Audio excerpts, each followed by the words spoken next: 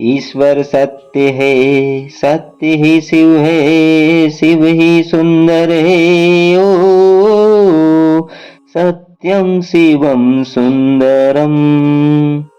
भगवान शिव की 15 अद्भुत और रोचक जानकारियाँ। नमस्कार दोस्तों, आज हम बात करेंगे देवों के देव महादेव की। शिव जी को भोलेनाथ भी कहा जाता है, नीलकंठ भी, त्रिपुरारी भी और आदि योगी भी। उनके हर रूप के पीछे एक गहरा रहस्य छुपा हुआ है। आज की इस वीडियो में हम आपको शिव जी से जुड़ी 15 अनोखी और चमत्कारी बातें बताने जा रहे हैं जो शायद आपने पहले कभी विस्तार से ना सुनी होगी। तो चलिए जानते हैं, आरंभ करते हैं इस अद्भुत यात्रा का। क्यों कहलाए भोलेनाथ? शिव जी को भोलेनाथ इसलिए कहते हैं क्योंकि वे अपने भक्तों की सच्ची भावना देखकर तुरंत प्रसन्न हो जाते हैं। ना उन्हें बड़े बड़े यज्ञ चाहिए, ना ही सोने चांदी की भेंट। बस एक लोटा जल, बेलपत्र या भक्ति से चढ़ाया गया फूल भी उन्हें प्रिय है। इसलिए वे सबसे सरल और दयालु देवता माने जाते हैं। जय भोलेनाथ। भस्म का रहस्य। भगवान जो भस्म लगाते हैं उसका भी अद्भुत महत्व है। आपने देखा होगा कि शिवजी हमेशा शरीर पर भस्म लगाते हैं। भस्म हमें यह याद दिलाती है कि यह शरीर नश्वर है, अंत में सब कुछ राख हो जाएगा।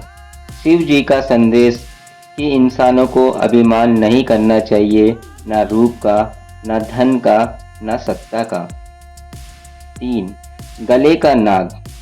शिव जी के गले में वासुकी नाग हैं। ये इस बात का प्रतीक है कि शिव जी ने मृत्यु, विष और भय सब पर विजय प्राप्त की है। जहाँ इंसान सांप से डरता है, वहीं शिव जी उसे गले का आभूषण बना लेते हैं। चंद्रमा क्यों धारण किए हैं? एक बार चंद्रमा को दक्ष प्रजापति ने श्राप दिया कि वह क्षीण होकर समाप्त हो जाएगा।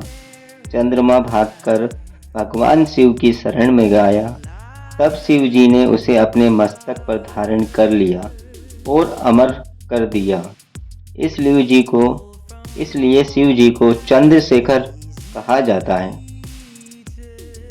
5. गंगाधर। भगवान भोलेनाथ को गंगाधर कहा जाता है। गंगा जब स्वर्ग से धरती पर उतर रही थी तो उसका प्रवाह इतना तीव्र था कि पृथ्वी डूब जाती। शिव जी ने अपनी जटाओं में गंगा को रोक लिया और फिर धीरे धीरे उसे धरती पर छोड़ा। इसलिए उन्हें गंगाधर भी कहा जाता है। नीलकंठ बनने की कथा। हर हर महादेव।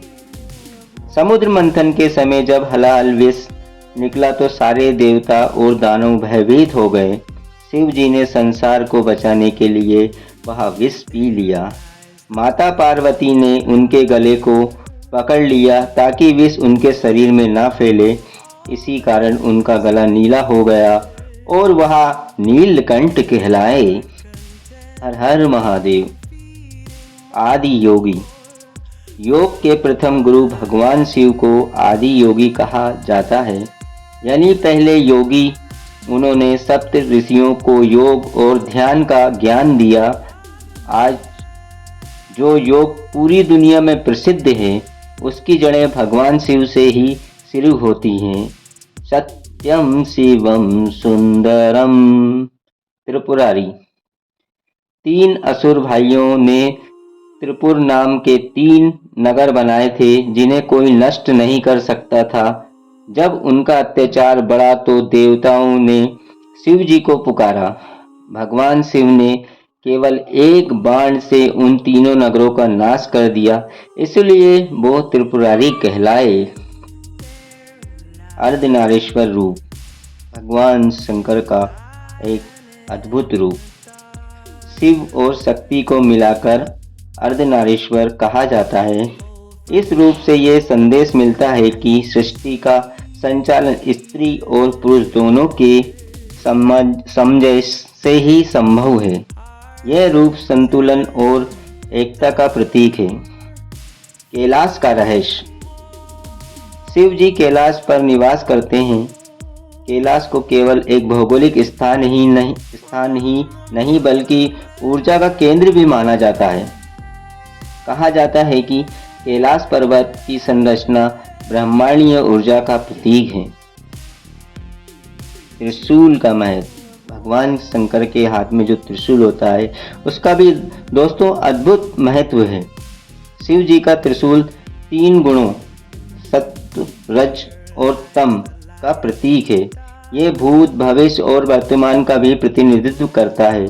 त्रिशूल यह दर्शाता है कि शिव जी समय और प्रकृति के हर पहलू पर नियंत्रण रखते हैं। डमरू का रहस्य, भगवान के डमरू का भी अद्भुत रहस्य है।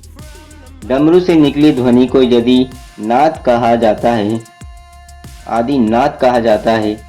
यही नाद ब्रह्मांड की रचना का कारण माना जाता है। संस्कृत के 14 माहेश्वर सूत्र भी शिव जी के डमरू से ही उत्पन्न हुए। ज्योतिर्लिंग की उत्पत्ति, एक बार ब्रह्मा और विष्णु जी के बीच श्रेष्ठता को लेकर विवाद हुआ। तब शिव जी ने अनंत प्रकाश स्तंभ ज्योतिर्लिंग का रूप धारण किया। इस घटना के बाद 12 ज्योतिर्लिंगों की पूजा शुरू हुई। हर हर महादेव। शिव जी का स्वरूप निरंकार और साकार। शिव जी को निरंकार भी माना जाता है और साकार भी। वह ऊर्जा है, शून्य भी है और अनंत भी। यही कारण है कि शिवलिंग की उनकी सबसे मुख्यतः प्रमुख उपासना का रूप है। सरलता का प्रतीक,